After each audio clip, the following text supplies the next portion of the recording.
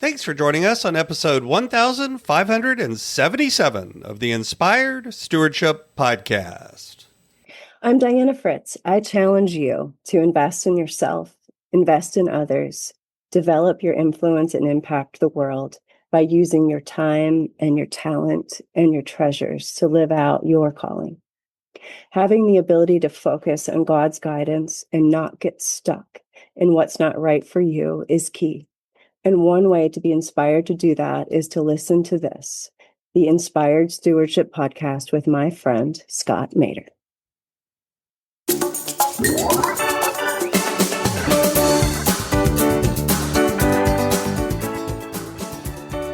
I think back through the leaders that have impacted me the most in my life, they have been authentic and admitted when they've messed up and have been transparent to that as much as they can be, and then work with their team to improve and navigate forward. And welcome and thank you for joining us on the Inspired Stewardship Podcast. If you truly desire to become the person who God wants you to be, then you must learn to use your time, your talent, and your treasures for your true calling. In the Inspired Stewardship Podcast, you will learn to invest in yourself, invest in others, and develop your influence so that you can impact the world.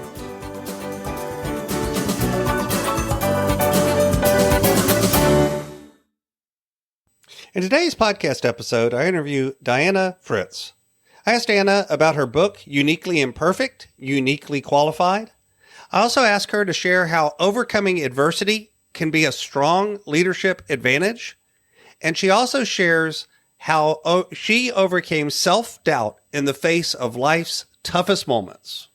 I have a great book that's been out for a while now called Inspired Living. Assemble the puzzle of your calling by mastering your time, your talent, and your treasures.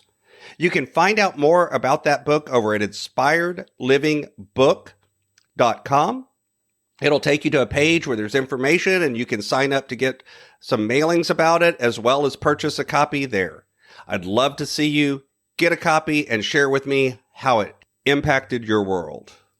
Diana Fritz is a dynamic executive leader, a cancer thriver, and a passionate advocate for authenticity, resilience, and positive impact. With over 25 years of experience spanning executive leadership, operations, human resources, business planning, and technology, Diana has built a reputation for fostering teamwork, driving organizational health, and leading with influence, not just a little. She's a member of the Maxwell Leadership Executive Program, a corporate facilitator, and a certified DISC consultant. Diana is dedicated to empowering individuals and organizations through open, engaging, and values-driven leadership. Her mission is to create a meaningful impact and ensure every person she encounters feels valued. Beyond her professional achievements, Diana is a devoted wife, mother, and committed volunteer. She thrives on sharing insights about leadership, resilience, and navigating challenges with authenticity. Her book, Uniquely Imperfect, Uniquely Qualified, is available now. Welcome to the show, Diana. thank you, Scott. Happy to be here. Absolutely. I talked a lot in the intro about some of the things you've done, some of the work you've done, Maxwell team, DISC. We have a lot of things that we overlap on in some ways, but I also think of intros as they never really tell the whole story of how we got somewhere. It's kind of like the Instagram photos. We frame everything exactly right. If you don't mind, take us back a little bit and share a little bit about your journey and what has brought you to the point of putting out the message that you put out and doing the work that you do.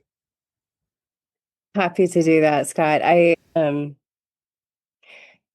15 years ago, I had two eyes still. So those listening, I have one eye. So I have a skin patch that covers up my left eye.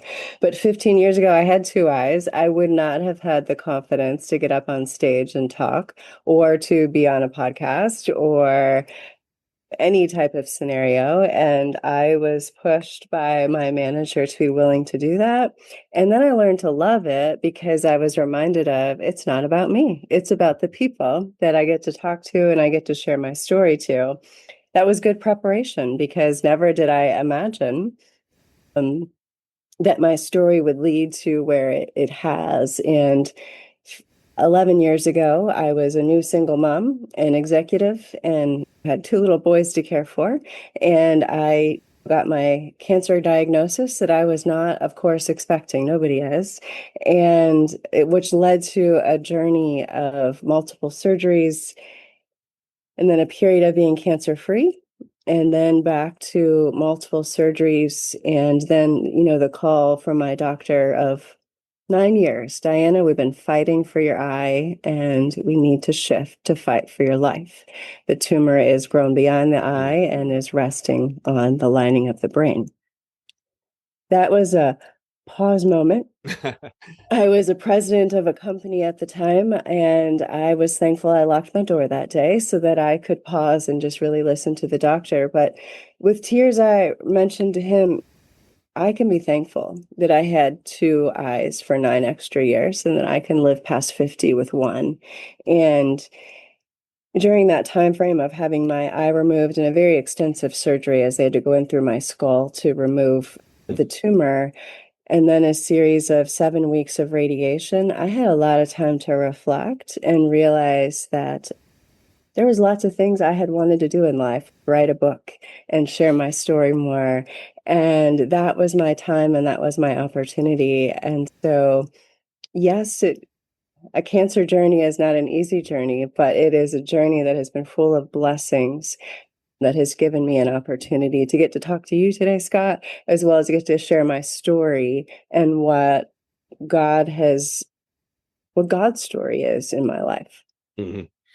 And speaking of the God story in your life, one of the things that I like to highlight on the show is the idea of how our faith journey and our life journey intersects.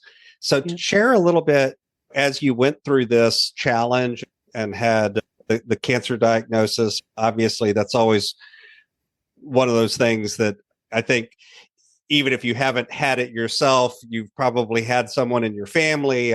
So many people are touched by cancer directly or indirectly, and it's always interesting to hear how that sort of experience affects our faith and challenges that and reframes that, and then how that feeds back on our life as well. So share a little bit about how your faith journey was affected as you went through these challenges. I am very thankful as I was writing my book around lessons from my cancer journey. It caused me to reflect. I grew up going to church,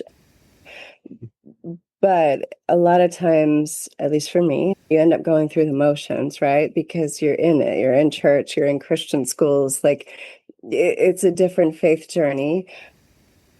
But my grandmother was like the example for me of Jesus on earth. And so when I look back of, she's no longer with us, but many people look at me like, Diana, you have her smile, you have her grace, you have her love. And so that is something that I hold to and go, okay, that's a bar that I'm not worthy of. And I need to earn, I need to earn that. But I think when I look through my shifting from being married to being a single mom, that wasn't an easy journey either. And I learned in that season how to be a part of a church and let the church be the church to me. Help a single mom out, help me with childcare, help me with those different things. And God knew I needed to learn how to let people help me because little did I know, right, that my cancer journey would lead to time frames where I was away from home and having surgeries, and I needed help for my boys. And through the journey with the church, I can't tell you how many people will look at me and say, but Diana, you're a good person. Why do bad things happen to good people?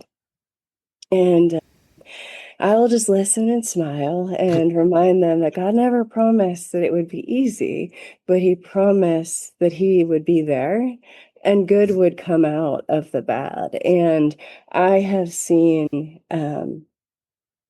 so many opportunities to minister to people, the patients beside me, the doctors, the nurses that I'm in, that I wouldn't have had if I was focused on poor me.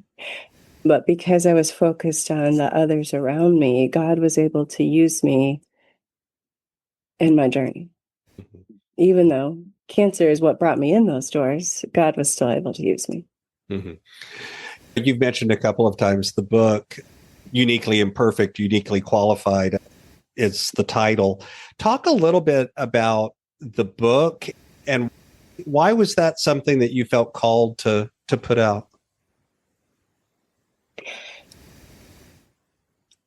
I felt called to put out. I'm a journaler, and I go back and look and remember I was looking and saying, okay, I wrote in my journal when I was first diagnosed that I wanted to write a book someday.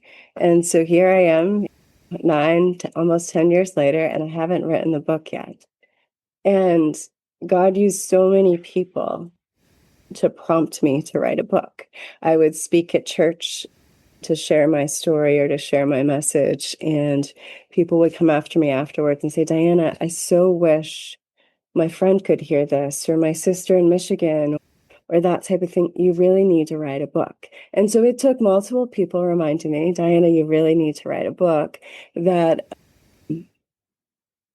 led me to go, okay, I need to write a book. And then I saw an ad on LinkedIn for a book in a weekend collaborative led by Tim Elmore and Sangram. And I saw it and I went, okay, God's been telling me to write a book. I'm going to apply.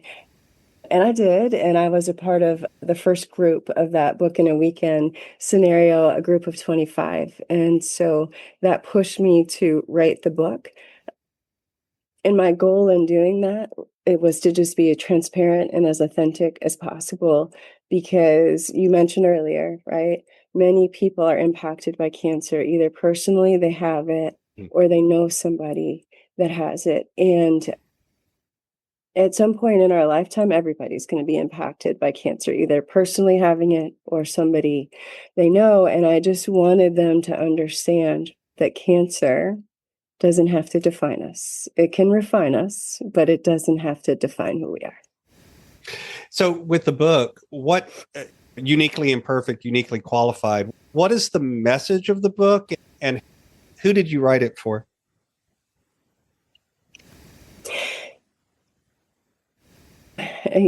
Some people think I wrote the book just for somebody that has cancer, but I wrote the book with the intention of it applying to anybody, because we all have some type of cancer or adversity that is preventing us from moving forward. And so I love when people come up to me and say, Diana, I read it. And at first I thought, I don't need to read it. I don't have cancer. And then at the end of each chapter, you have these reflection and application questions. And I did need to read the book. I was able to learn something from it. The title, I was debating on the title, and Uniquely Imperfect, Uniquely Qualified rung true to me because I have this uniquely imperfect look. Very few people, I've never met somebody that has quite the look I do. But because I've been able to move past poor me to how can I help somebody else, I am uniquely qualified to help somebody else to move forward in their respective adversity. And that's what I believe the opportunity for all of us that have some type of unique challenge we've navigated through. If we can navigate through it, we are uniquely qualified to help somebody else. Mm-hmm. So you see these imperfections as really a strength, not a weakness. Reflecting on that, how do you see that for leaders, for folks that are out there in, whether it's in the business world, whether it's a church, nonprofit, just their family? Often, most people are in some form of leadership, whether they know it or not. That's right. Amen. So when you reflect on that, how do you see that idea playing out for leaders? I one of the if you think back through, or if I think back through the leaders that have impacted me the most in my life, they have been authentic and admitted when they've messed up, and have been transparent to that as much as they can be, and then work with their team to improve, right? And navigate forward. And that is an element of application for people in leadership. I think many times, I know I have been afraid to admit that I was wrong, but my team already knows I was wrong. So if I admit to it, then we can move forward together. If I don't admit to it and be transparent, then they start to lose respect for me over time. And so that's where I think the application to leadership is to remember that the respect and trust is earned every day in every moment, and being authentic and real is so key to being a true leader. Hmm. And when you think about the other message that you shared earlier, this idea of not becoming self-focused, but other-focused, even in the midst of challenges, adversity, I think it's really easy when we have a challenge to personalize it, to make it, why me? Why did this have to happen to me? What did I do wrong to deserve this? How do you see that shifting that view playing out for leaders? Yeah. It's an interesting lesson that I feel like I learned when I was in college and started to learn it, right? We refine it as we get older with new challenges. But Viktor Frankl's book, A Man's Search for Meaning, has been so impactful to me. When I read it as a college freshman, chose to go to college to play basketball. That's why I went to college, so I could play basketball. And I tore my ACL. It didn't work out so well. That's a season-ending injury. But I was reading that book, and his challenge, he was in prison, and he was still positive and helpful and caring to the people that beat him and starved him. And his quote, "No matter what happens to me, nobody can steal my freedom to choose how I respond." Mm-hmm. And that lesson has carried with me throughout my life, whether it's on a cancer journey or all the tough things that happen to us in leadership, right? Whether it's a crisis, it's customers cancel, it's COVID, right? It's all these things, right? As a leader, we set the tone of how we respond to that is how our people are going to see they need to respond, right? You set the bar, you set the tone. So how you respond to adversity is so key for the rest of your team and how they follow.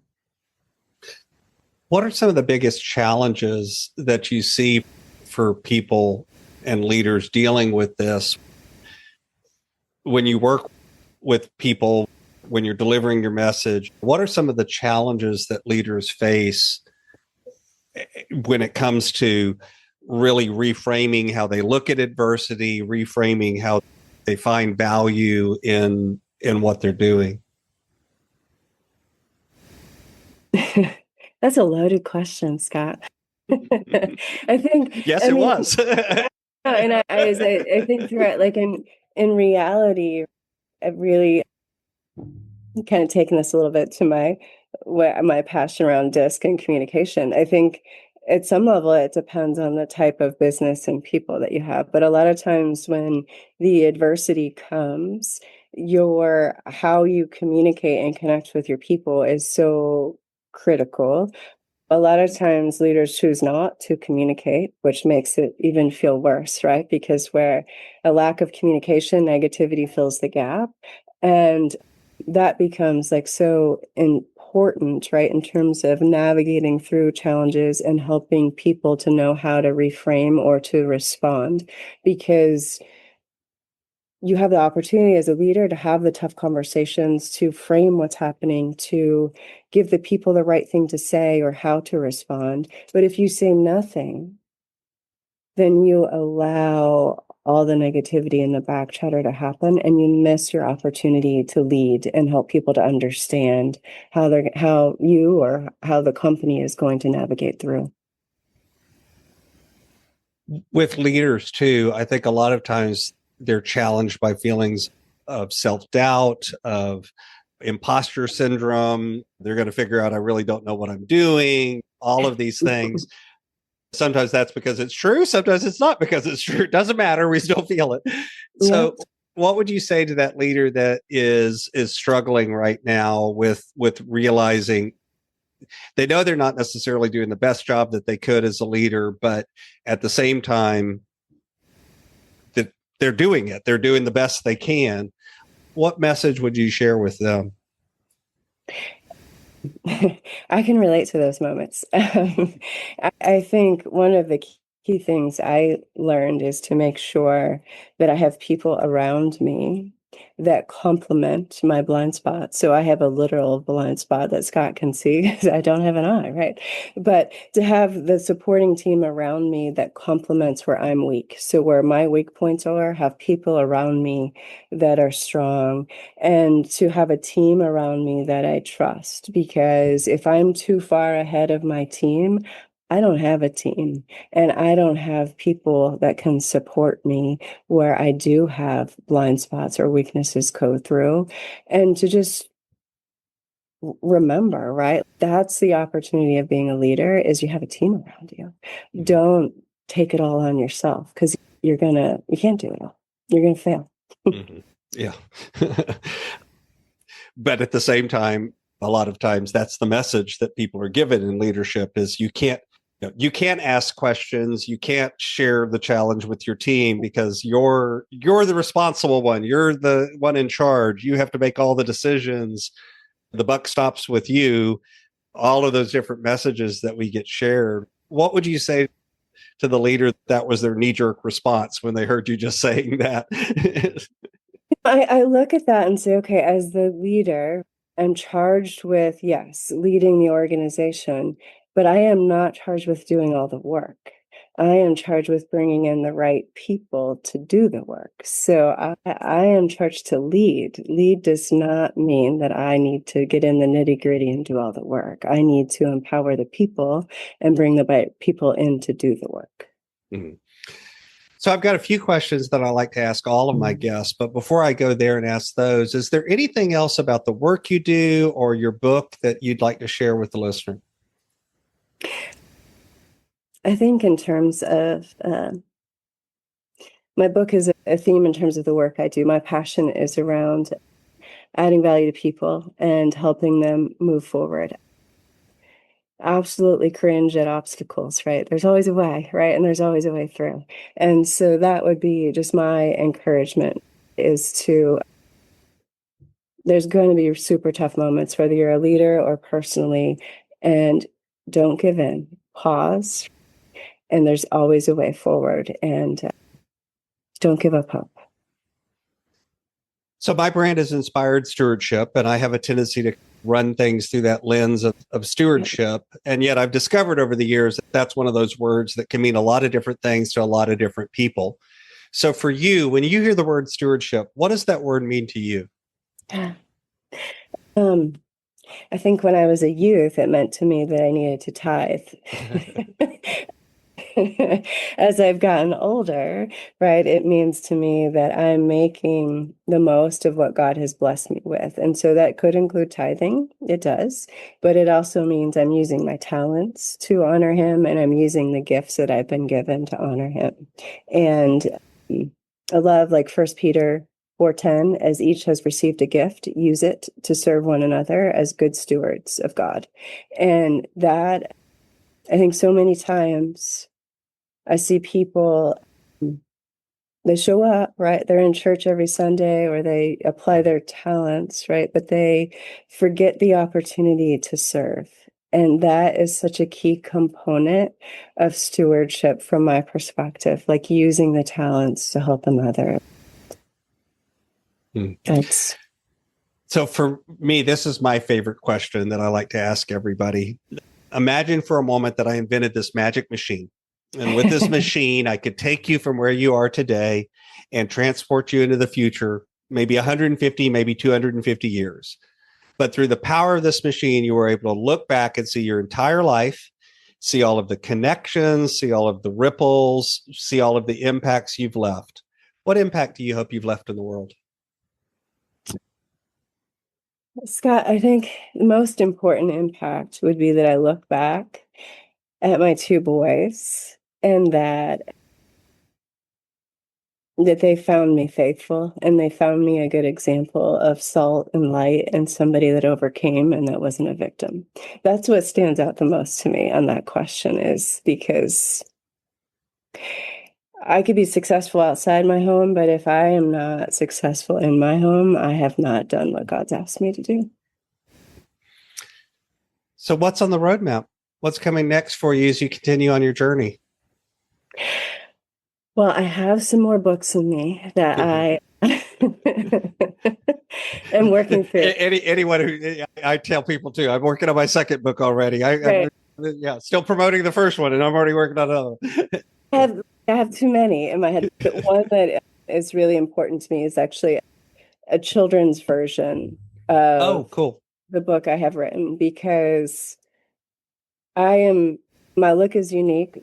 So people can't help but look, but children ask questions, and I love that they ask questions, and it's a unique opportunity for me to connect with them. And so that is important to me, because I feel like our youth need to know it's okay to talk to people that are different, and that people that are different are good people too. And so that is like next to my roadmap, as well as just looking for opportunities to share my story and impact lives. Awesome. So you can find out more about Diana Fritz over at Grit, UIUQ. That's for Uniquely Imperfect, Uniquely Qualified. And Grit is the name of her business. So over there.com. Of course, I'll have a link to that in the show notes if you're driving right now and can't go over there to take a look. Diana, is there anything else you'd like to share with the listener? I would just like to thank for the opportunity to be on and for them listening today, and just encourage them to be a good steward of their time and their talents and the gifts that they've been given.